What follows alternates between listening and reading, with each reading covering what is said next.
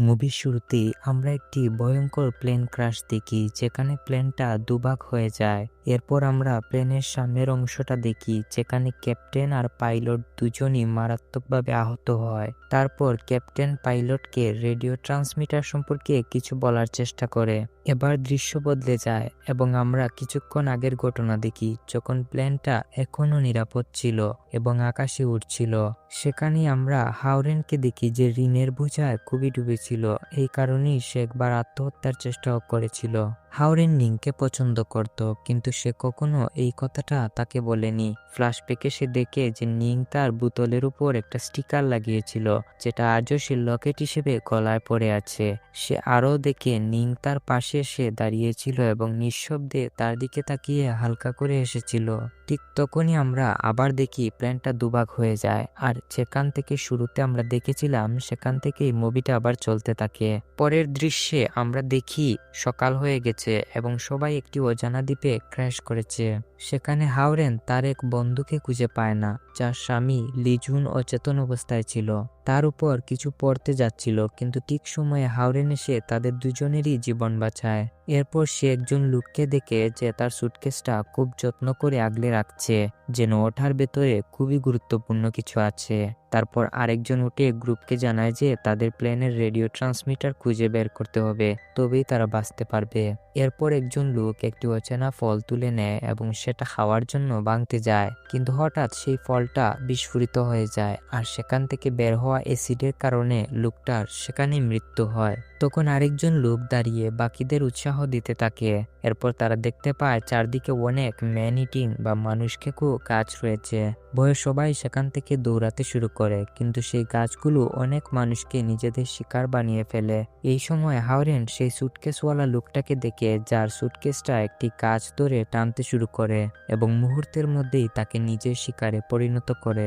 তখনই হাওরেন তার ইন্স্যুরেন্স পেপারগুলো দেখতে পায়, আর মরার জন্য সে সেই গাছের সামনে দাঁড়িয়ে যায়। কিন্তু ঠিক তখনই লিজুন এসে তাকে বাঁচায়। কোনো মতে তারা সবাই বেঁচে একটি নদীর তীরে পৌঁছে যায়, যেখানে আগে থেকেই কিছু ধ্বংসাবশেষ আর গাছপালা পড়ে থাকতে দেখা যায়। তারা সামনে এগুতে থাকে, কিন্তু হঠাৎ পাহাড়ের মাঝখানে একটি সরু পথ দিয়ে যেতে হয়। সেখানে দুজন লোক সবচেয়ে পেছনে থেকে যায়। ঠিক তখনই তাদের একজনের উপর একটি ভয়ঙ্কর ক্রিয়েচার আক্রমণ করে, আর এতে অন্য লোকটি খুব ভয় পেয়ে সামনে দৌড়ে যায়। দৌড়াতে দৌড়াতে একটি ক্রিয়েচার নিংকে ধরে ফেলে, কিন্তু হাওরেন সেখানে এসে তাকে বাঁচিয়ে দেয়। নিংকে বাঁচাতে গিয়ে দুটি ক্রিয়েচার হাওরেনকেই ধরে ফেলে এবং সেও তাদের শিকার হতে যাচ্ছিল।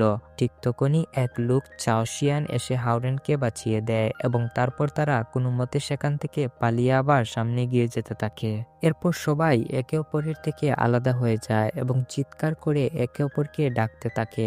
তারা একে অপরের আওয়াজ শুনতে পাচ্ছিল, কিন্তু দেখতে পাচ্ছিল না। তাই সবাই মিলে লড়াই করে একে অপরকে খুঁজে বের করার সিদ্ধান্ত নেয়। এরপর তারা সবাই একে অপরকে দেখতে পায়, কিন্তু তারপর সে আত্মহত্যা করেনি এবং সে নিজের ইন্স্যুরেন্স করে। তখন আমরা জানতে পারি যে ইন্স্যুরেন্সের টাকা পাওয়ার কথা ছিল, সে আসলে তার নিজের ভাই ছিল, আর সে যে মরার চেষ্টা করছিল সেটাও ছিল ভাইয়ের লাভের জন্যই। ঠিক তখনই তার আওয়াজে সবাই ভীষণ ভয় পেয়ে যায়। এরপর আমরা দেখি একটি সাব গ্রুপের একজন লোককে ধরে ফেলে এবং সবার সামনেই তাকে টুকরো টুকরো করে ফেলতে থাকে। কিছুক্ষণের মধ্যেই সাপটা পুরো মানুষটাকে গিলে ফেলে। এই দৃশ্য দেখে সবাই ভয়ে কাঁপতে থাকে। হাওরেন দেখে যে সাপটা নিংয়ের দিকে এগিয়ে যাচ্ছে, তাই সে তার সামনে দাঁড়িয়ে যায় এবং সাপটাকে নিজের ওপর আক্রমণ করতে উস্কানি দেয়। সাপটা তার চীনা ভাষা বুঝতে না পারায় আরও রেগে যায় এবং তার দিকে ঝাঁপিয়ে পড়ে।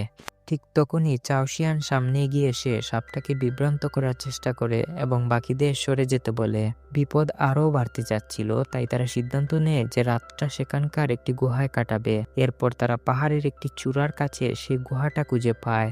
অনেক রাত হয়ে গেলে গ্রুপের একজন বয়স্ক লোক আগুন জ্বালানোর চেষ্টা করে।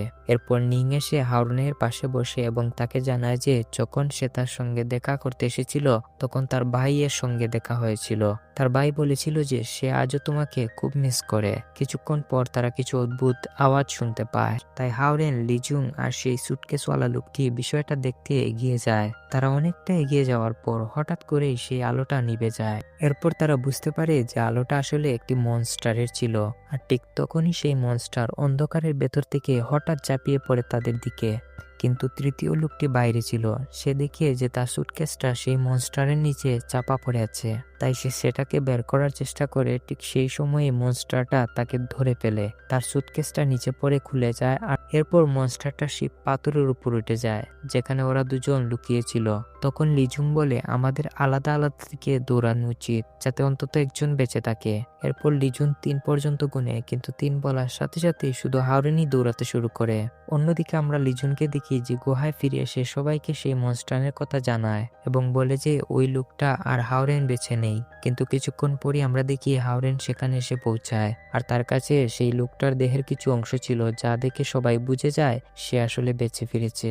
এরপর তারা সামনে এগিয়ে যেতে থাকে। কিছুটা এগোনোর পর একজনের পা কোনো কিছুর সাথে ধাক্কা লাগে। সে নিচে তাকিয়ে দেখে সেটা আসলে এক সাপের কলস। ঠিক তখনই সে দেখতে পায় একটি সাপ পাথরের উপর কুণ্ডলি পাকিয়ে বসে আছে। তারপরই আমরা দেখি সেই সাপটি গুহার ভেতরে ঢুকে পড়ে এবং তাদের ঠিক নিচে গিয়ে দাঁড়ায়। তখন সেই বয়স্ক লোকটি বুঝে যায় যদি তারা কিছু না করে তাহলে সবাই প্রাণ হারাবে, তাই অন্যদের বাঁচানোর জন্য সে নিজেকে উৎসর্গ করার সিদ্ধান্ত নেয়। এরপর সবাই সেই গুহা থেকে বেরিয়ে আসে এবং আবার প্লেনের ককপিটের দিকে রওনা হয়। কিছুক্ষণ পর তারা ককপিটের কাছে পৌঁছে যায়। ভেতরে ঢোকার পর তারা সেখানে একটি মৃতদেহ দেখতে পায়। হঠাৎ সে পেছনে ঘুরে তাকিয়ে দেখে প্লেনের উপরে একটি সাপ রয়েছে যা তাদের উপর আক্রমণ করে। সবাইকে বাঁচাতে সে সাপটির উপর হামলা চালায় এবং নিজেকে রক্ষা করার জন্য একটি দরজার আড়াল নেয়। ঠিক তখনই আমরা দেখি লিজুন সাপগুলোকে নিজের দিকে টানতে শুরু করে এবং এয়ারোস্টিসকে ইঞ্জিন চালু করতে বলে, কিন্তু প্রথমে ইঞ্জিন চালু হয় না। এর মধ্যেই একটি সাপ ককপিটে ঢুকে এক নারীকে গিলে ফেলে, আর এরপর আরেকটি সাপ চাওশিং এর দিকে ঝাঁপিয়ে পড়ে। কিন্তু তখনও আমরা দেখি এয়ার হোস্টেস জীবিত ছিল এবং সে শেষমেশ ইঞ্জিন চালু করতে সক্ষম হয়। ইঞ্জিন চালু হতেই 3টি সাপ তার দিকে ছুটে আসে এবং ইঞ্জিনের ফ্যান জড়িয়ে পড়ে। মুহূর্তের মধ্যেই 3টি সাপ টুকরো টুকরো হয়ে যায়। এরপর সেখানে শুধু 3 জনই বেঁচে থাকে, হাওরেন, নিং এবং লিজুন। তারা মনে করে এখন তারা নিরাপদ, কিন্তু তাদের এই সুখ খুব অল্প সময়ের জন্যই ছিল, কারণ তখনই সেখানে পৌঁছে যায় এই 3টি সাপের মা, যার আকার সেই সাপগুলোর থেকেও দ্বিগুণ বড় ছিল। নিংকের মনে হতে থাকে তাদের সময় বুঝি শেষ হয়ে এসেছে। ঠিক তখনই হাওরেন উঠে দাঁড়ায়, হাতে একটি কুটার নিয়ে প্লেনের একটি অংশ ভাঙতে শুরু করে এবং সেখান দিয়ে রাস্তা তৈরি করে তারা দুজন বাইরে বেরিয়ে যায়। ঠিক তখনই হাওরেন লক্ষ্য করে প্লেন থেকে জ্বালানি লিক হচ্ছে। তখন হাওরেনের মনে পড়ে যায় সেই বয়স্ক লোকটির কথা যিনি তার লকেট থেকে আগুন জ্বালিয়েছিলেন। সে নিজের লকেটটি দেওয়ালে কষে আগুন ধরায়। আগুন ধরতেই সে লকেটটি সাপের দিকে ছুঁড়ে মারে, যার ফলে সাপটিতে আগুন ধরে যায় এবং তার কারণে পুরো প্লেনের ভেতর আগুন ছড়িয়ে পড়তে শুরু করে। তো বন্ধুরা, আপনাদের এই ভিডিওটি কেমন লেগেছে কমেন্ট সেকশনে অবশ্যই জানাবেন। আর যদি আমার ভিডিও আপনাদের ভালো লেগে থাকে তাহলে অবশ্যই লাইক দেবেন। আরও এমন ভিডিও দেখতে চ্যানেলটি সাবস্ক্রাইব করুন।